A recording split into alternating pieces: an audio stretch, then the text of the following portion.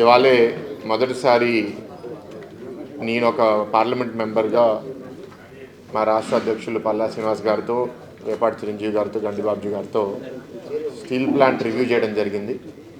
CMD, ఇతర డైరెక్టర్లు, HODs అందరూ కూడా గత 2 గంటలుగా ఈ ప్రెజెంటేషన్ ఇచ్చారు.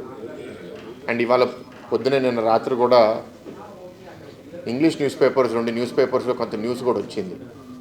ఏంటంటే మేమేదో యూటర్న్ చేసామనో, లేకపోతే మేము ప్రైవేటైజేషన్కి సపోర్ట్ చేస్తామనో.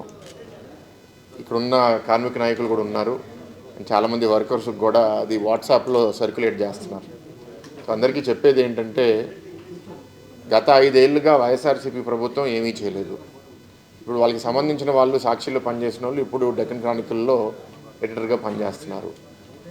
వాళ్ళు ఇప్పుడు ఎవరి ద్వారానో ఆర్టికల్ రాయిపించి, నాకు అర్థమైంది ఏంటంటే అది కూడా ప్రత్యేకంగా స్టీల్ మినిస్టర్ వచ్చి ఒక రోజు ముందు అది రిలీజ్ చేసి అందరికీ భయభ్రాంతులు పెడుతున్నారంటే వాళ్ళ ఉద్దేశం ఏంటి? మీకు ఏదన్నా ఆధారం పబ్లిక్గా బాబు గారో, లేకపోతే ఇక్కడ ఎంపీలుగా నేను, లేకపోతే అనకాపల్లి ఎంపీ రమేష్ గారో, లేకపోతే ఇక్కడ ఎమ్మెల్యేలు పల్లా శ్రీనివాస్ గారు, పంచకల్ రమేష్ గారు ఏదైనా వచ్చి ఎప్పుడన్నా ఎక్కడ అన్నారా? ఏ ఆధారం లేకుండా ఇంగ్లీష్ మీడియా అట్లా రావడం అనేది చాలా ఇర్రెస్పాన్సిబుల్గా భావిస్తున్నాను. ఎందుకంటే ఇది చాలామంది జీవితాలకి ముడిపడిన సమస్య. అంత ఈజీగా లైట్గా వాళ్ళు రాయడం అనేది కరెక్ట్ కాదు.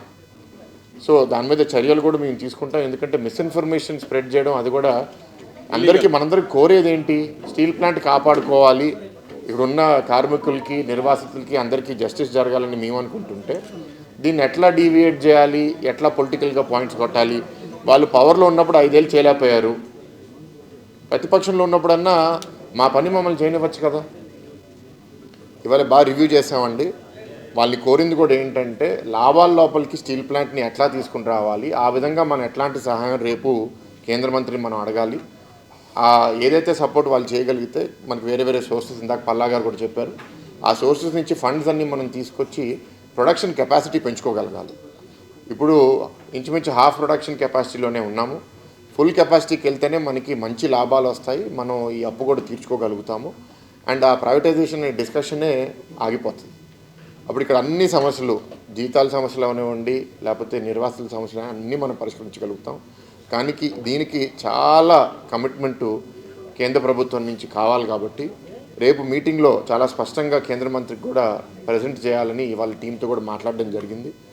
మనం రేపు ఈ సహాయం కేంద్ర ప్రభుత్వం ఇచ్చిన తర్వాత ఎట్లాంటి లాభాలు రాబోతున్నాయి, అప్పు ఎట్లా ఇవ్వబోతున్నాం అనే నమ్మకం మనం సృష్టించగలిగితే ఇంకా మనకి తొందరగా సహాయం వస్తుందని నేనైతే నమ్ముతున్నాను.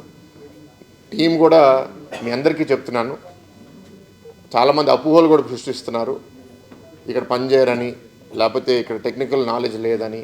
అది మాత్రం మీటింగ్లో నాకు అర్థమైంది ఏంటంటే, అక్కడ ఉన్న కొందరు హెచ్ఓడీస్ కూడా చాలా కమిటెడ్గా ఉన్నారు. అండ్ ఈ ప్లాంట్లో వర్కర్స్ కూడా చాలా బాగా పనిచేస్తున్నారని ఒక బయట నుంచి వచ్చిన ఆఫీసర్ కూడా చెప్పారంటే నాకు చాలా సంతోషంగా ఉంది. మనం దీన్ని ఇంకా ఆ పూర్వవైభవం ఏదైతే 2012 దాకా బాగా 13 దాకా బాగా లాభాలు వచ్చినాయో ఆ విధంగా మళ్ళీ తిరిగి తీసుకుని రావాలనే కమిట్మెంట్తో మేము పనిచేస్తున్నాం, నిబద్ధతతో పనిచేస్తాం. పల్లా గారు మీరు మొదటి నుంచి ఎట్లా పోరాడుతున్నారో మీకు తెలుసు.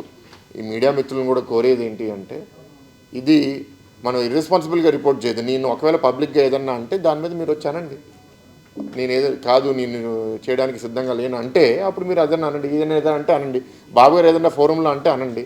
అంతే తప్ప ఎవరో టీడీపీ ఆఫీషియల్ చెప్పారు, ఎవరు పేరు తీసుకోండి, మీకు ధైర్యం ఉంటే ధైర్యం తీసుకుని మేము కేసు వేస్తాం అప్పుడు వాళ్ళ మీద. ఏమీ లేకుండా సృష్టిస్తున్నారంటే దురుద్దేశం ఏంటి అనేది మీ అందరూ ఒకసారి అర్థం చేసుకోండి. సో మీడియా మిత్రులు అందుకే కోరుతున్నాము దట్ ఈ మిస్ఇన్ఫర్మేషన్ మా ద్వారా మీరు దానికి రెస్పాన్స్ ఇస్తారని.